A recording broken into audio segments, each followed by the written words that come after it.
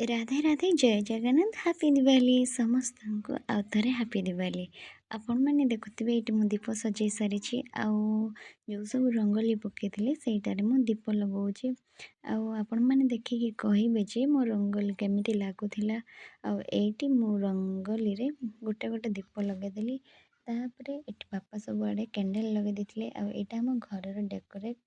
ଆଉ ଏଇଠି ହନୁମାନ ମନ୍ଦିରରେ ଆମେ ବେଳବେଳେ ଯାଇକି ମୁରୁଜ ଆଙ୍କି ଦେଇ ଆସିଥିଲୁ। ଆଉ ପୁଣି ଆସି ଘରେ ଯେତେବେଳେ ମୁରୁଜ ଆଙ୍କିଲୁ ସେତେବେଳେ ତ ଟିକେ ଲେଟ୍ ହେଇଯାଇଥିଲା। ଆଉ ବୋଉ ମୁଁ ଯାଇକି ମନ୍ଦିରରେ ଦୀପ ଲଗାଇ ଦେଇ ଆସିଥିଲୁ।